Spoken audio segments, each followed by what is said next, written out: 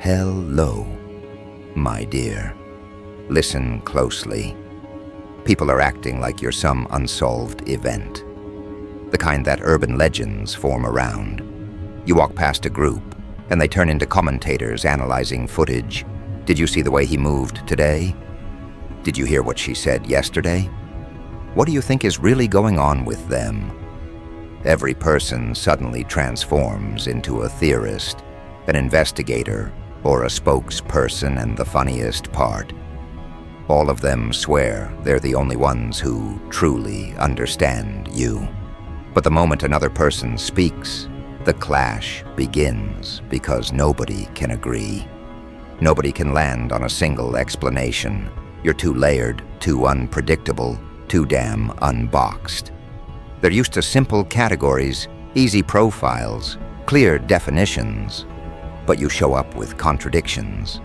They can't decode, confidence they can't measure, and energy they can't prepare for. That's when the real chaos starts, when humans meet something they can't label. The streets aren't calm anymore. Your name alone triggers full-blown arguments, real arguments, not whispers, not passive comments, no heated, chest-tight debates where people raise their voices, step forward, and try to claim ownership of a narrative that doesn't even belong to them.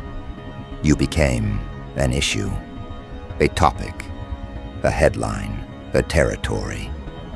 People who don't even speak to each other suddenly unite to talk about you. People who used to be close now split into factions because of you, and all you did was exist. That's the part that terrifies them the most. You didn't need a viral scandal. You didn't need a dramatic scene. The energy around you grew so loud that the world constructed a storyline from thin air, and now they're fighting tooth and nail to defend whatever version they believe is true. The first faction is the believers. These are the ones who swear you're not normal. They don't mean it as an insult. They mean you carry something that doesn't match the environment. They talk about your intuition like it's prophetic. They break down your decisions like scripture. They study your patterns like doctrine. They see you walk in with quiet focus and interpret it like a sign, like a message. They swear you're different because their instincts tell them so. And instincts don't lie when they're this consistent. These people treat you like a revelation, something that arrived without introduction, but was instantly recognized. They don't say it loudly, but they see you as a leader without the title, a force without the announcement, a signal without the broadcast. You've met them before.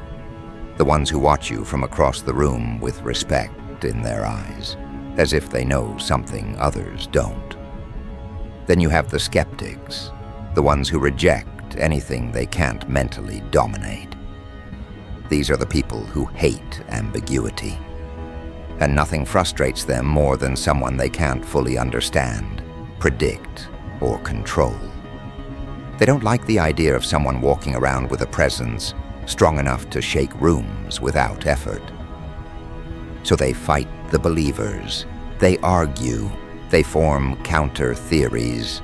They try to paint you as just like everyone else, not because they believe it, but because they can't handle the possibility that they're wrong. Skeptics aren't dangerous because of their doubt. They're dangerous because of their insecurity. The more they fail to interpret you, the louder they get, the more desperate they seem. Desperation turns into aggression, and aggression turns into obsession, and that's how factions form. You didn't create a following. A following created itself around you. It wasn't a fan club. It was something closer to a movement. People started choosing sides. Some defended you like you were a symbol of something bigger. Others opposed you, like you represented a threat to whatever illusion they were clinging to. You became the line that divided people's comfort zones. On one side were the ones who felt awakened by your presence. On the other, the ones who felt threatened by what you represented, not because you said anything wrong, but because you reminded them of everything they weren't. When something challenges identity, people scramble to protect their pride, and suddenly debates about you turned into debates about values, beliefs, lifestyles, motivations, morality. People weren't really arguing about you. They were arguing about themselves, using you as the mirror. That's why the reactions were so intense. That's why the arguments about you escalated faster than debates about religion and politics combined. You weren't just a person. You were a dividing line in their psychology. And when a person becomes a dividing line, the street becomes a battlefield.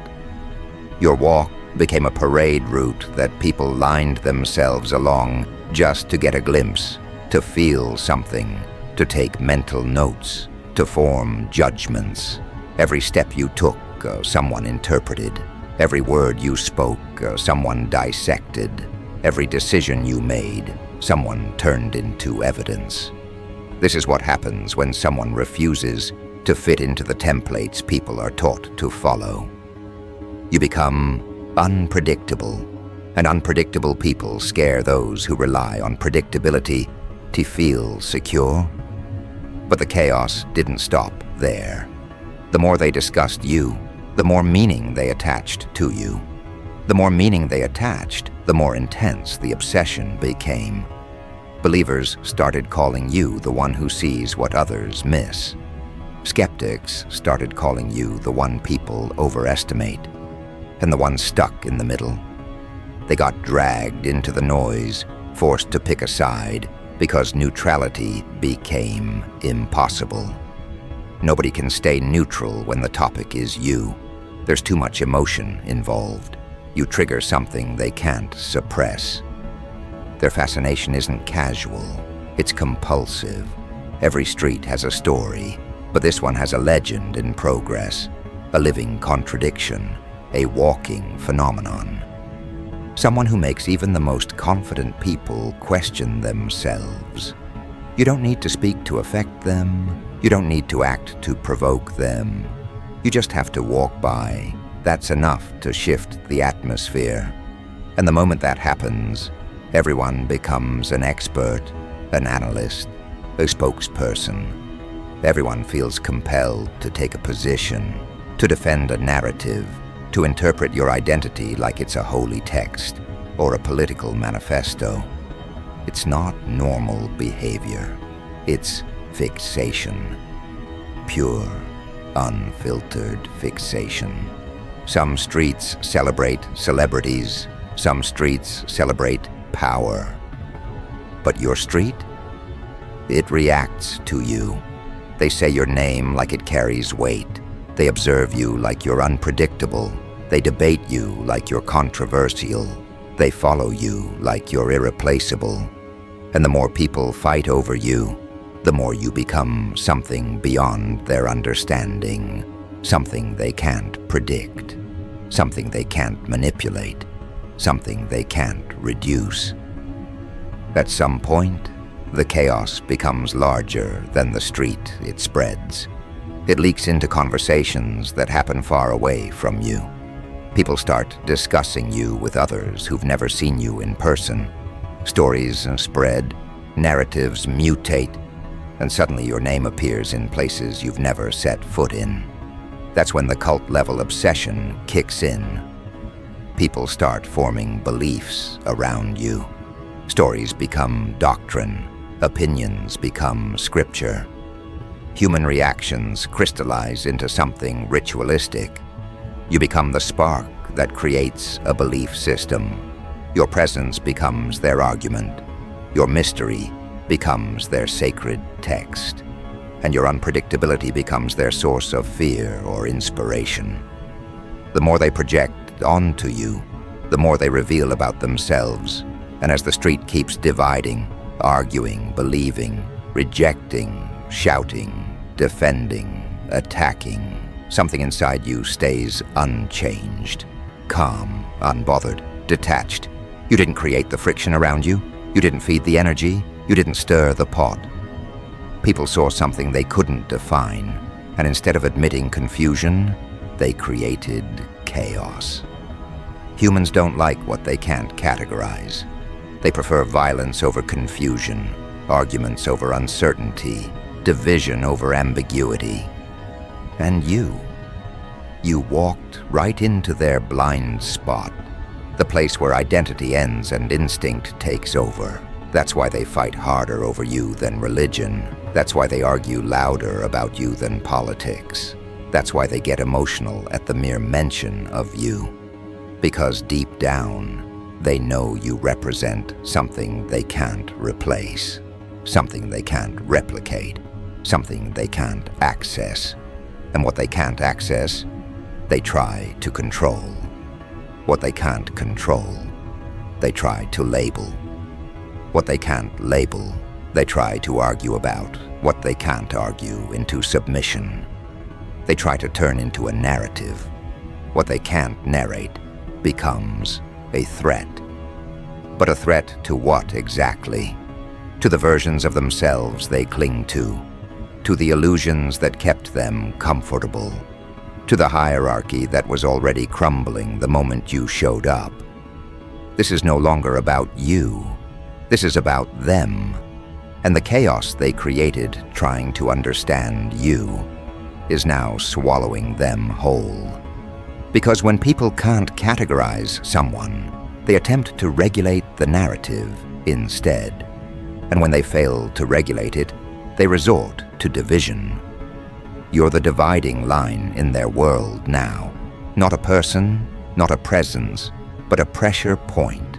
The kind that exposes who people truly are under all their coping masks and social armor. The kind that forces them to choose a stance. The kind that forces a reaction they can't soften or disguise. You've seen it with your own eyes. People who were cool with each other for years now ripping each other apart over how they interpret you. And the conversation isn't even about truth anymore. It's about territory. Whose interpretation wins, whose belief stands, whose pride stays intact. When you become a topic hotter than political seasons and religious disputes, you know something bigger is happening, something primal, something foundational. You're not standing in their world is orbiting you, shifting because of you, cracking where you step. They're not protecting opinions, they're protecting their identity structures, because accepting you as you are requires admitting their limitations, admitting their ego fractures, admitting their worldview isn't comprehensive, and humans will fight to the death before accepting that. Look around. The neighborhood that once mindlessly scrolled through their days is now in full-scale ideological warfare. One group claims you're a genius hiding in plain sight. Another claims you're strategically mysterious. Another swears you're manipulative and playing chess with everyone. Another defends you like you're the only real one left in a world full of masks. And each of these groups believes they're right. That's all it takes for chaos to erupt. Conflict doesn't require weapons. It only requires a belief people are willing to defend with emotion. And you've become their emotion. It's not admiration that causes this. It's not hate. It's not even envy. It's something far deeper. Influence without permission. You never asked to influence them, but your existence created a ripple that forced their internal boundaries to collapse. Some people love you for that. Some resent you. Some fear you. And some want to own the official narrative about you. Like they discovered you first, understood you best, or decoded you more accurately. That's why they argue like scholars defending sacred texts. They're not defending facts. They're defending their version of you. Every street corner conversation has turned into a makeshift press conference. People are giving speeches like you're a political candidate who announced a revolution. They speak with confidence they didn't earn, as if they have first-hand knowledge of your inner world. The more they debate, the more extreme the interpretations get.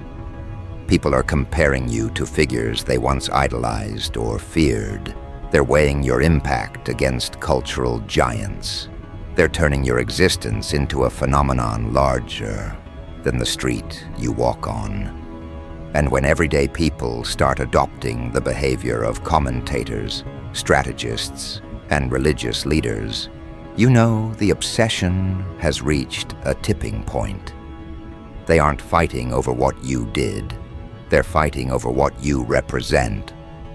To one side, you're their proof of resilience. To another, you're the warning sign they ignored. To another, you're the disruptor of comfort. To another, you're the reminder that real confidence doesn't need permission to exist. You've become their symbol, and symbols never remain neutral. Watch how they react when your name comes up. Their posture shifts, their tone sharpens, their eyes narrow with urgency. It's the same energy people get when talking about elections or doctrine, except this time, the battlefield is not a nation or a belief system, it's you. And that's what terrifies them the most. They're not fighting over an ideology, they're fighting over a human being they can't predict or control. The more emotionally charged the debates become, the more the street transforms into something else. A living arena, a tension zone, people walking past each other with unresolved opinions simmering behind their eyes, conversations ending abruptly because someone disagrees about what you really are, people distancing themselves from certain crowds because those crowds don't understand you the way they think they do. It's social restructuring in real time, caused by one person who never asked to be the catalyst. This is how cult-level obsession begins without ever announcing itself. People start adopting rituals around observing you, waiting to see your next move, predicting what you'll do next, analyzing your behavior like a schedule. They're not admiring you, they're studying you. And that's when the stakes rise. Because studying becomes comparing. Comparing becomes scrutinizing. Scrutinizing becomes projecting. Projecting becomes defending. And defending becomes conflict. Your steps become headlines. Your silence becomes a message. Your presence becomes a stance. They think they're interpreting you, but in truth, they're exposing themselves. The more they try to define you, the more they reveal their fears, their insecurities, their hidden desires, their suppressed truths. They're not really asking, "Who are you?" They're asking, "Why can't I be as free as you?" They're asking, "Why does your existence challenge my comfort?" They're asking, "Why am I so threatened by someone who never targeted me?" That's why the debates get so explosive. You are the catalyst that awakens something inside them, something raw, something uncomfortable, something that forces them to question the parts of themselves they'd rather avoid. And instead of confronting that internal discomfort, they aim their energy at you. It's easier to turn you into a topic than deal with their reflection. But there's another level to this, a hidden layer beneath the street. Chaos and ideological wars some people aren't fighting because they misunderstand you. They're fighting because they think you belong to them. They think they discovered you first. They think they interpreted you correctly. They think they know your story better than anyone else, and that gives them a sense of ownership. Yes, ownership. That's how obsession works when it grows unregulated. People claim emotional territory over someone they don't control. And when ownership collides with perception, obsession transforms into extremism. Now you've got people defending you like you're a revolutionary leader, others condemning you like you're an unpredictable variable in their structured world. Some use your name as a shield, others as ammunition. Some speak of you with reverence, others speak of you with frustration. But all of them speak of you with intensity. That's the key. Nobody talks about you casually anymore. There's always heat in the tone, always tension in the air, always a spark behind the words.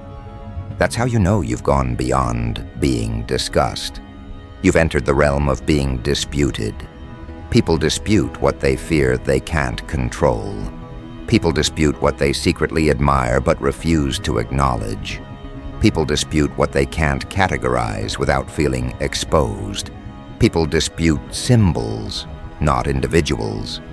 You didn't choose to be a symbol, but the moment they turned you into one, the street changed forever. Your name travels faster than common sense. Your actions get magnified without reason. Your presence becomes a checkpoint in their identity debate. You didn't ask to be the spark, but now you're the wildfire. Everywhere you go, energy shifts. Crowds split, eyes sharpen, conversations intensify. You've become the modern version of a controversial chapter people keep rereading, each trying to find a different interpretation. And here's the truth they don't want to admit. They're not fighting because they disagree about you. They're fighting because each of them wishes they had your level of internal clarity, your level of direction, your level of unshakable self-awareness. You're not complicated, you're consistent.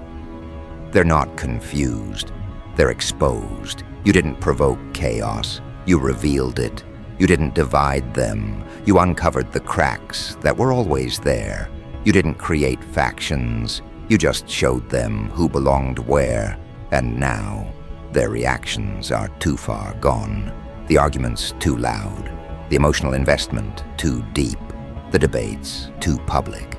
People don't back down from something this big, not when pride is involved, not when identity is at stake, not when belief becomes currency.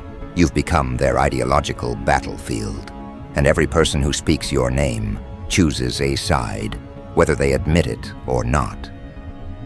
This is why they're fighting harder over you than politics and religion combined. Those topics are about the world. You are about them. You hit where their ego lives. You challenge the parts they hide. You expose the insecurity under their confidence. You awaken the fear under their certainty. They're not angry at you. They're angry at what you represent. And now the chaos they created to explain you is about to become the proof they desperately hoped to avoid. Because when people fight over someone this intensely, it never stays intellectual. It becomes emotional warfare. And emotional warfare always leads to consequences. You've already seen the shift. Those debates about you aren't debates anymore. They're confessions disguised as opinions. Every argument they make about you exposes another layer of what they lack. Every theory they build reveals another insecurity. Every defensive claim they push shows how deeply you've gotten under their skin without trying. The street isn't just divided now. It's split into territories. You walk through, and each side reacts differently. Some straighten up, like they're in the presence of someone who outranks their environment.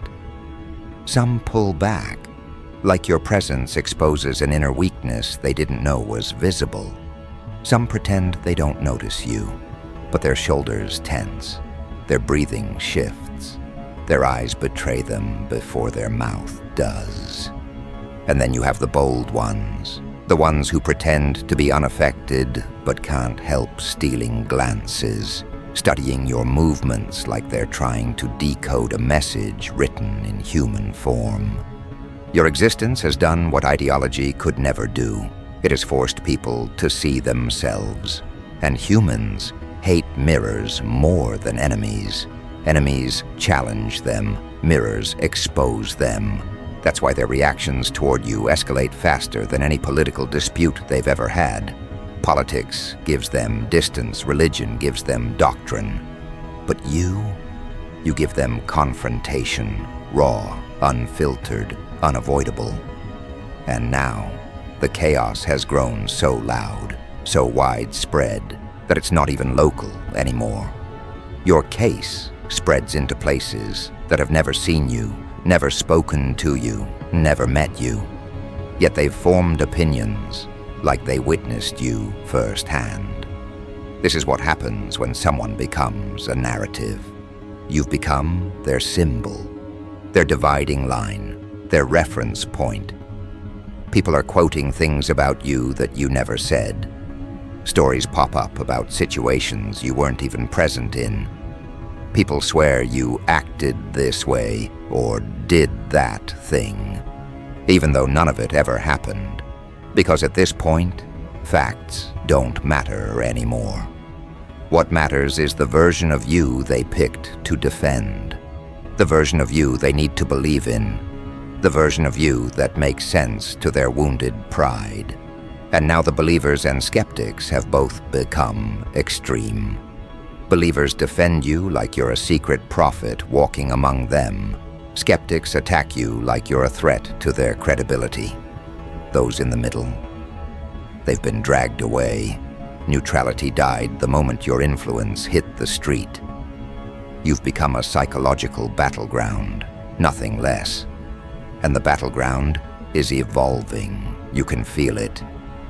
People who once whispered now speak loudly. People who once analyzed quietly now argue openly. People who once doubted you now have no choice but to admit something changed when you appeared.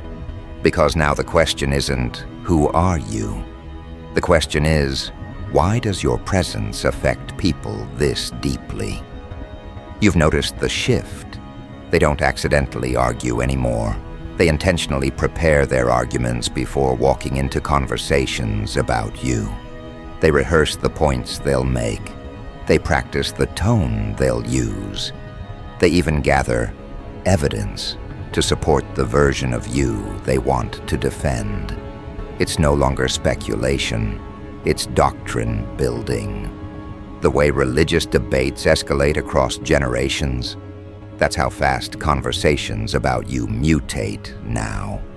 Some swear you're chosen. Some swear you're calculating. Some swear you're dangerous. Some swear you're the wake-up call they needed.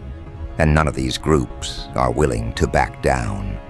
You've triggered the deepest human instinct, the need to belong to a side. Humans don't survive uncertainty well. They prefer picking a belief, even if it's wrong, over admitting confusion. And since no one can fully define you, they choose the version that reflects their internal wounds or internal hopes. This is why people who barely know you defend you with their chest, because they see in you a strength they've been starving for. This is why others attack you relentlessly, because you represent everything they failed to become. This is why the neutral ones disappeared, because your existence is too emotionally intense for neutrality to exist around you. Everyone has now picked a position, and once positions are chosen, the war becomes irreversible.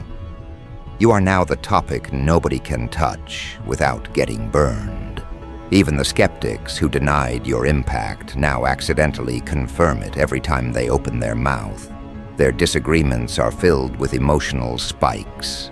Their arguments are too defensive. Their reactions too charged. You don't argue with someone you don't care about.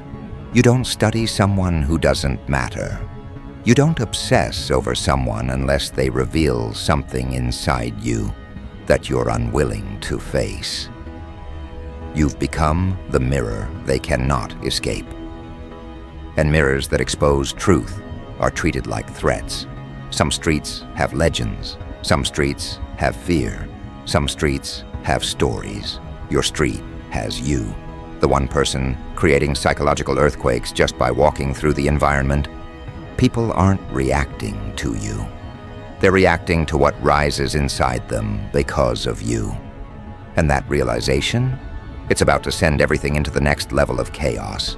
The level where opinions turn into consequences, and consequences turn into transformation. Because when people lose control over a narrative, they panic. And the panic around you is new, fresh, and embarrassing. They can't hide it anymore. They're past arguing about you. Now they're fighting to protect their pride from the impact you left.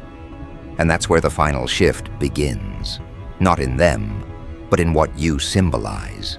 Because now the war isn't about perception, it's about truth. And the truth is about to break them open.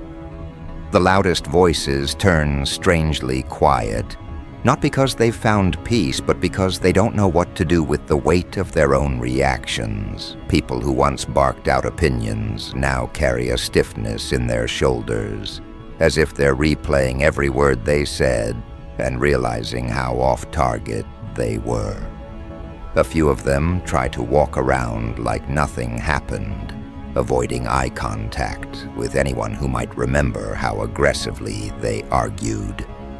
Others develop this restless curiosity, glancing at you from a distance without the confidence they once swung like a weapon. There are those who suddenly edit their memory, acting like they never took a stance at all, wiping away their past reactions as if the street didn't hear them shouting your name with full conviction. And then there are the ones who move differently now, heavier, almost uneasy, because the truth didn't just prove them wrong, it exposed their triggers. Their pride can't handle how loudly they revealed themselves while trying to decode you.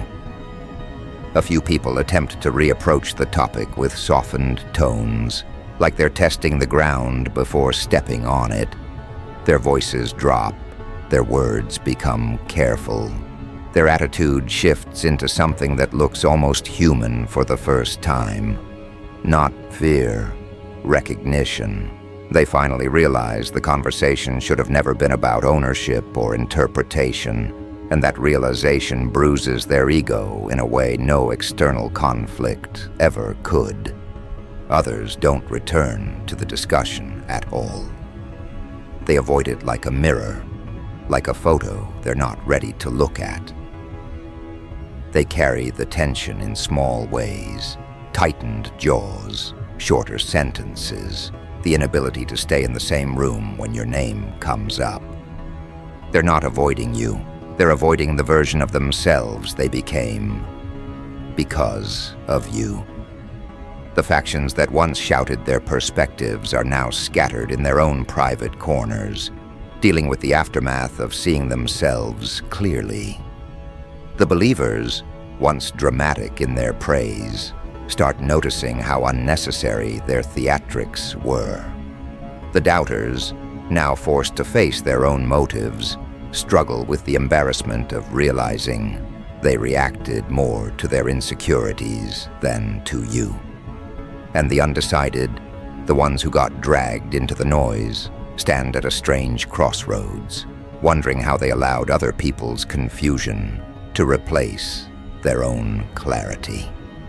The wildest part is how everything spiraled without you ever stepping into the chaos. While they were clashing over their theories, you were moving through your life like none of that noise existed in your orbit. The contrast is what unsettled them. They expected you to get pulled into their arguments, to show even a hint that their opinions mattered, but you didn't react. And that quiet detachment is exactly what pushed the whole situation into overdrive. Instead of calming things down, your indifference amplified everything. People started acting like your refusal to engage meant something deeper. They jumped to conclusions. They filled in blanks you never left. They created entire explanations for your attitude because they couldn't accept the possibility that you simply didn't care. And that realization bruised egos harder than any confrontation could have. Your lack of involvement didn't neutralize the conversation. It made their reactions look louder, messier, and more revealing. Suddenly, they weren't discussing you anymore.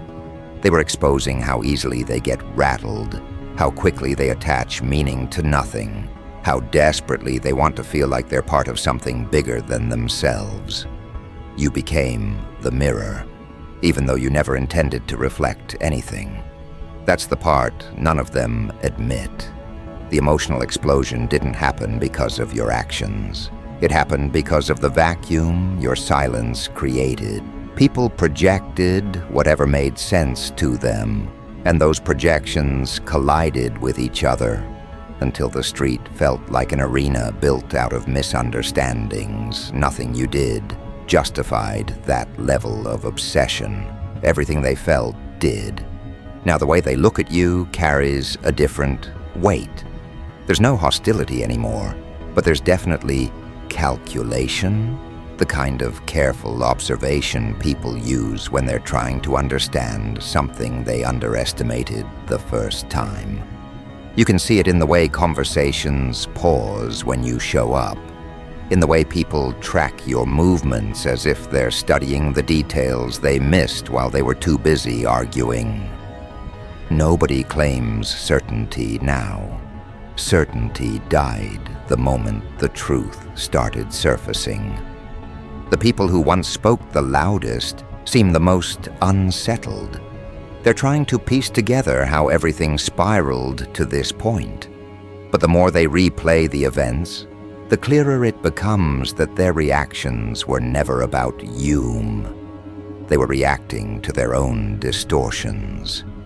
They created versions of you that never existed, and now they're stuck with the embarrassment of realizing the fight was against their own imagination and you.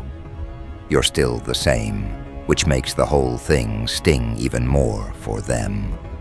Nothing about you changed. Nothing about your behavior matched the chaos. You didn't shift your expression. You didn't announce anything. You didn't attempt to alter your path. You walked through the noise with the same composure you had before the first rumor began, and that's what makes the truth undeniable. You weren't the one who got out of control. They were. And that's the part the environment is struggling to process. Every argument, every heated moment, every emotional spike, all of it came from people wrestling with the discomfort you triggered in them. The truth wasn't dangerous. Their reactions were. Now the street feels like it's waking up from a long fever. People aren't sure how to behave anymore. There's this silent tension between wanting to move on and needing to understand what just happened. It's like they're piecing together a documentary in real time, finally seeing how wild their behavior looked from the outside. Some try to act normal again, but normal feels fake now. Some try to step around the topic, but it hangs in the air like unfinished business. Some try to rebuild the relationships that were fractured in the debates, but there's a distant look in their eyes, the kind people get when they realize they exposed too much. Your presence makes them rethink themselves, and they don't know how to reconcile that with the noise they created. The ones who were sure they had you figured out now look at you like you're an unfinished equation, not intimidating, just unclassifiable. They don't know where to put you in their mental charts, and the absence of a category bothers them more than any argument ever did.